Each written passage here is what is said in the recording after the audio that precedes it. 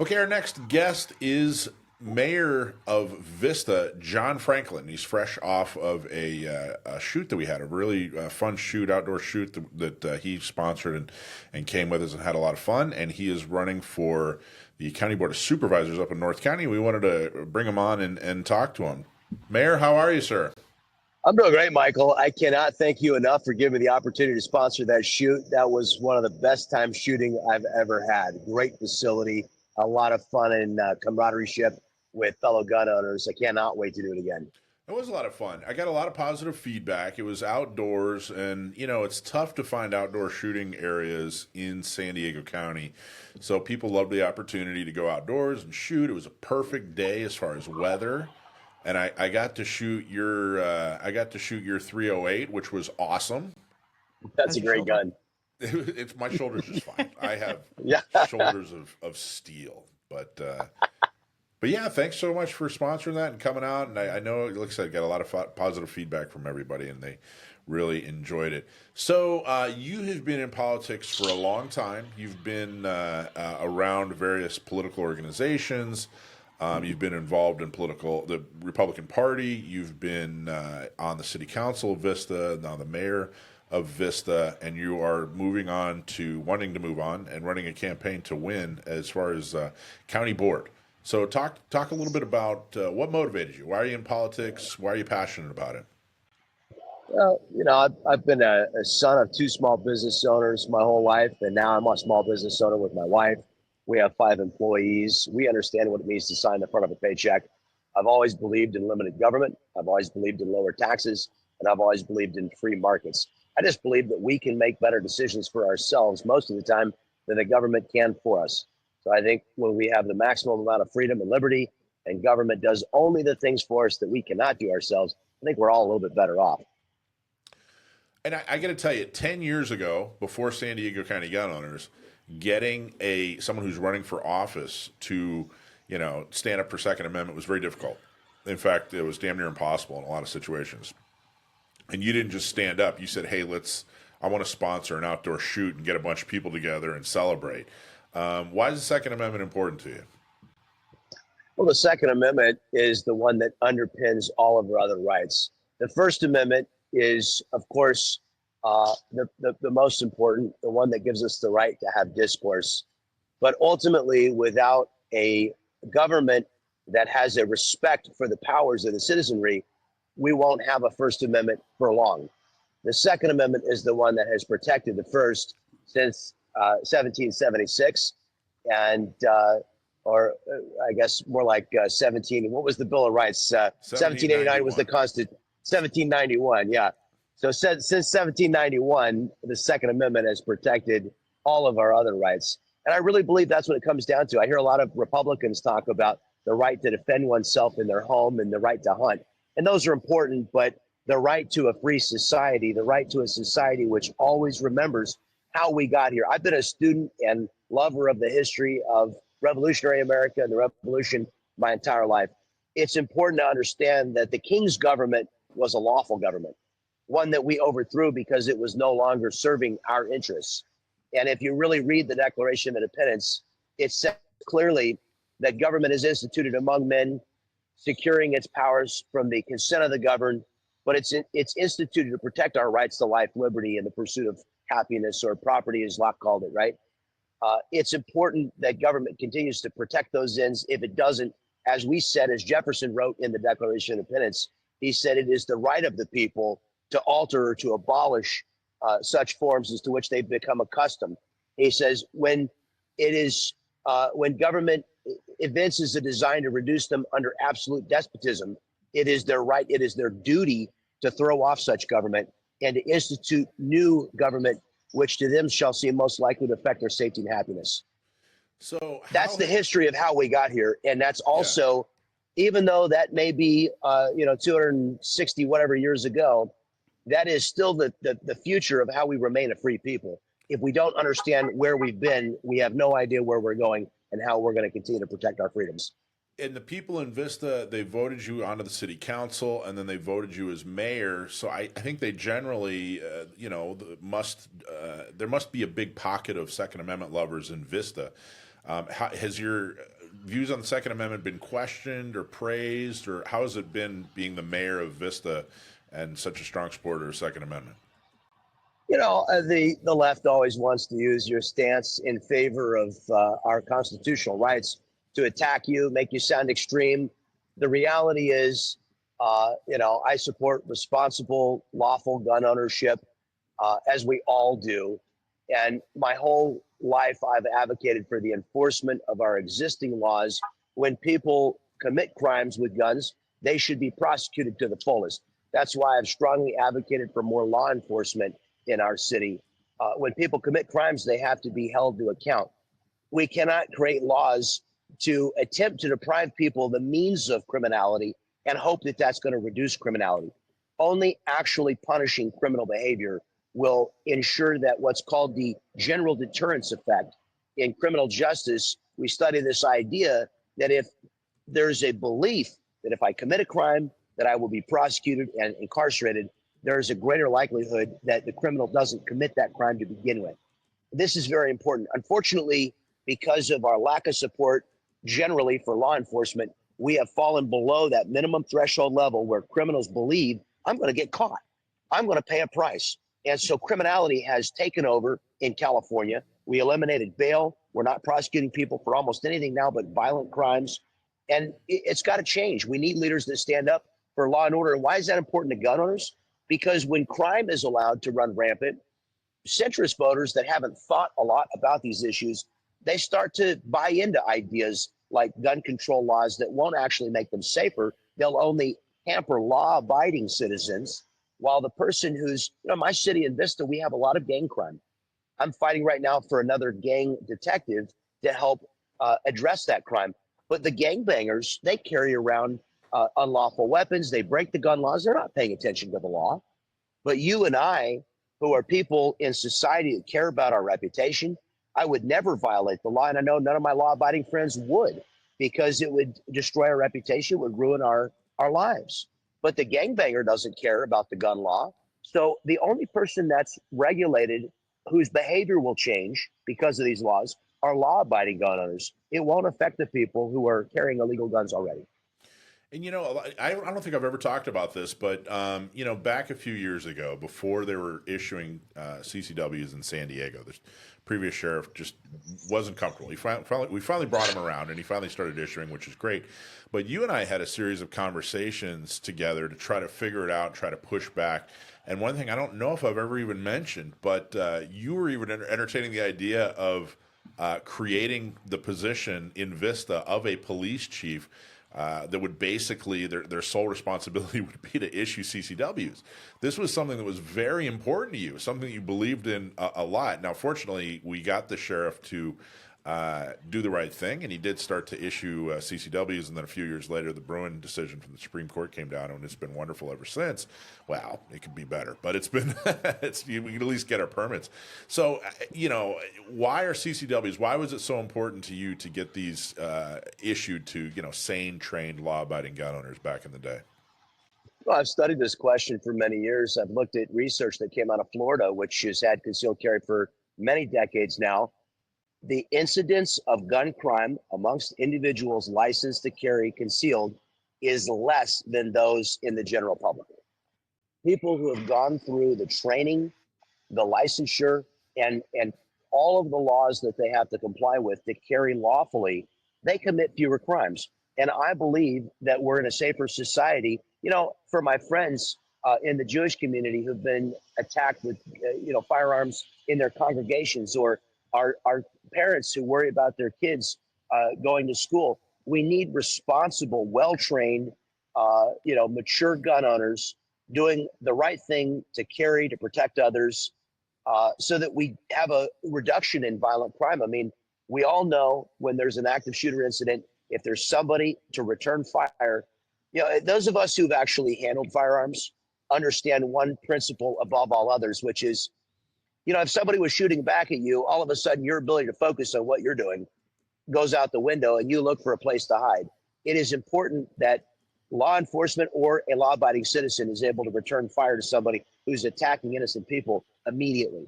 And we know that it's not possible, nor would it be right, to try and confiscate guns from every law-abiding gun owner, it's impossible to take them at the same time out of the hands of all the criminals. We just can't stop all of these crimes, although that's our goal. But we have to be prepared to defend ourselves as citizens. So I do believe, and I also believe the Second Amendment says the right of the people to keep and bear arms shall not be infringed. And, you know, my definition of bear means to carry upon one's person. It's pretty clear. I don't actually agree with the law that, you know, they have to, California says, you know, they got rid of open carry. I think the Constitution protects the right for both. And what we've done, and the reason I'm such a big supporter of yours, Michael, and of gun owners of San Diego County is because you have done incredible things in the courtroom to restore our constitutional rights. I've been very impressed. As an organization, you've punched way above your weight. Your members, I think you have 4,000 members, right? You guys have come together to do some just incredible things that, you know, a lot of people wouldn't have expected a local organization to be able to accomplish. I saw it in the work that you and I did together to restore our CCW rights. Just very impressive. And that's why I'm a strong supporter of you and the work that San Diego County gun owners do.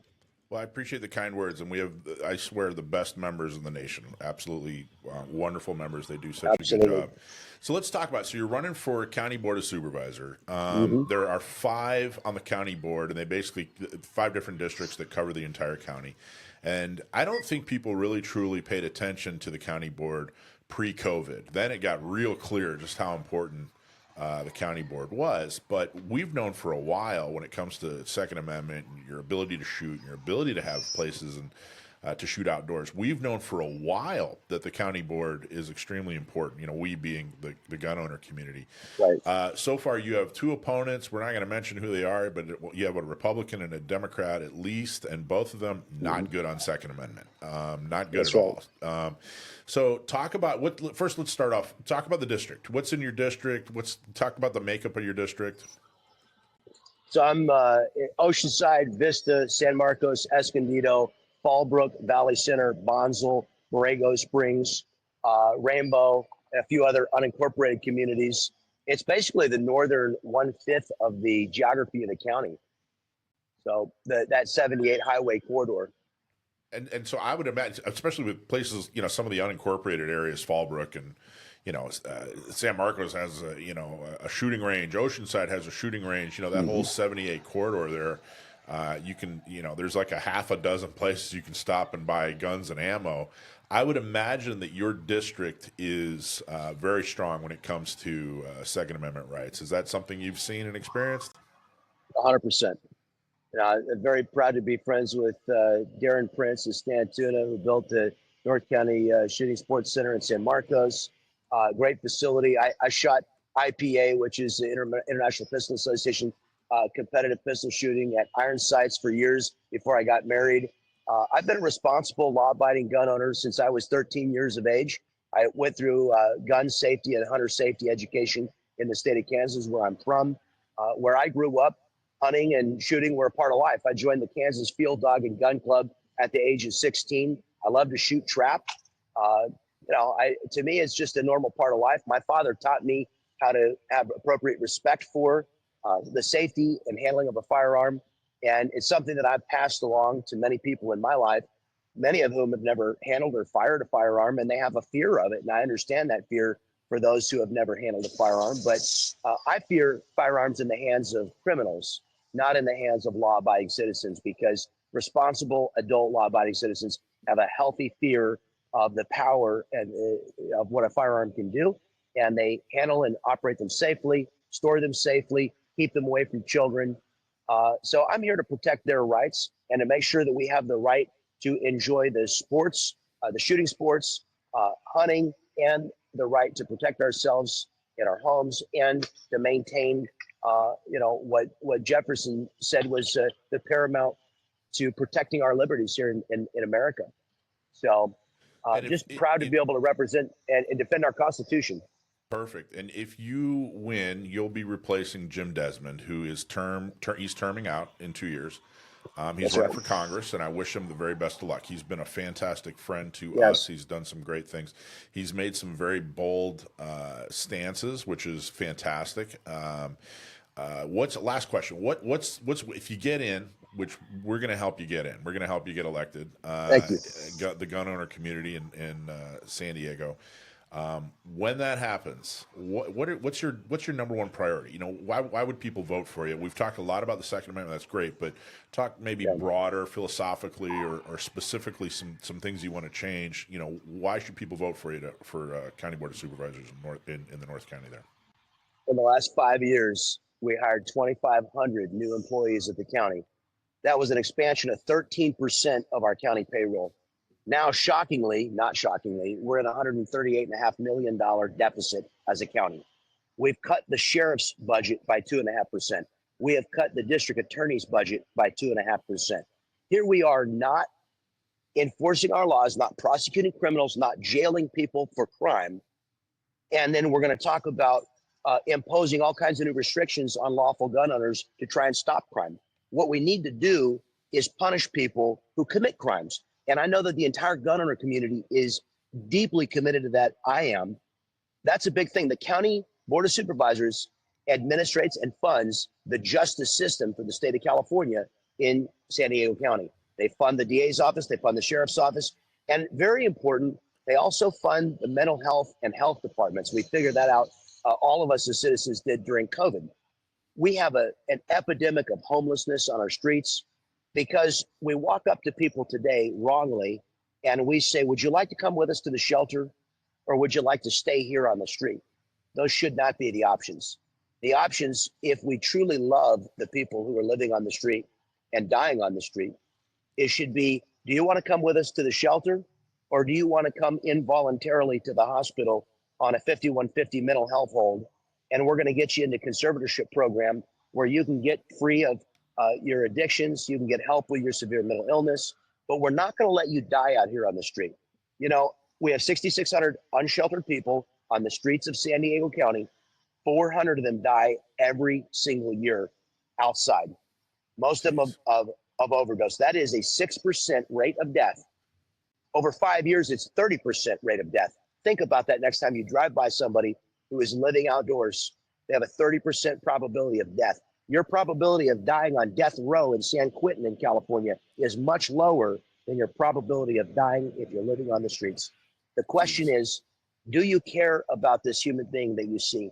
Do you realize that's somebody's son? That's somebody's brother? Do you care about his mother and how she suffers in anguish because society refuses to help her son? And he's an adult now. She can't make him.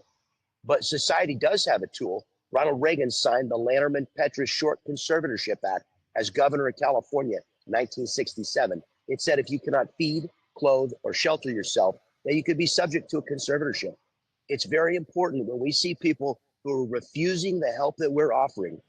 When we have a shelter bed, when we have a treatment bed, and you say no, and you won't take the help we're offering, then, like Rudy Giuliani did in New York City, we have to give them two options. Come with us voluntarily or come with us involuntarily. But the option to stay here and to die here is no longer an option that a loving, compassionate, and moral society is going to afford you. I believe truly in my heart, I know it for a fact, we can solve the homeless epidemic in our county, but only if we love those people on the street enough, like the Good Samaritan did, to pick you up, even if you're passed out and incapacitated, or you're too sick to know that you're sick and you're not able to make healthy choices for yourself. And we bring you home and we love you and make you well again. And we do it not only for you, but we also do it for your mother and your father. And you know what? Yes, we do it for all the rest of us who want to enjoy a clean and a safe community. And I'm not embarrassed to say that. And no voter should be embarrassed to say, you know, I'd like to live in the clean community I bought a home in 20 years ago, 10 years ago. There's nothing wrong with wanting a clean community, but also understanding that tough love is about actually wanting to save the lives of the individuals we see out there. I am, as you can tell, I'm deeply passionate about this. I've studied it, I think, more than any elected leader in the county. I know what I'm talking about. I've spent a lot of time visiting, not only with mental health providers, also with outreach workers, but also I spent a lot of time talking to people living in the encampments. And I have spent many days walking with social workers, asking people to say yes to the help that we're offering, and watching them look at me and go, no, man, I'm good. I want to stay here. But that's the addiction talking. That's the severe mental illness talking. That's not a healthy human being that's making a choice to live outdoors. And we shouldn't allow people to make an unhealthy choice that is literally going to imminently end in their death. It's wrong. All right, John. Thank you so much. Mayor John Franklin. Thanks for having me, Michael. For county board. What's your website? Where should people go to donate for your run for office there? MayorFranklin.com, just like Benjamin spelled it. Mayor, FRANKLIN.com. Great. John Franklin, thank you so much. Thanks, Appreciate Michael. you spending time with us. All right, take care. Yeah, I don't think people realize he was talking about the cuts to the county budget. You know, the county's taking in more revenue. They're not, it's not that they're losing revenue and that's why they made these cuts to law enforcement. It's a philosophical thing. It's not an economic thing. And I don't think people realize when you hear like, well, gee, they cut the sheriff's budget by 1 or 2%. Who cares? It's a lot of money. That's a lot of money. You could take a small portion of 1 or 2% of the sheriff's budget and you could hire 20 people in licensing to issue CCWs. You know, it's a lot of money. So anyway, Mayor John Franklin from Vista running for County Board of Supervisors in 2026. It's 2025. It's the beginning of 2025. It's not even the middle of 2025. We're already talking about November of 2026. So I say it's refreshing to hear his take on gun ownership and his passion for it. Yeah, right? Yeah. It was refreshing to shoot his M14 too, 308. That was refreshing. I got to tell you, I kind of fell in love with that thing. That was really nice. So, all right, cool. There you go, John Franklin. Hey, thanks for watching Gun Owners Radio. I hope you loved that clip. Don't forget to like, subscribe, comment, and follow us on social media. And check out our website at gunownersradio.com.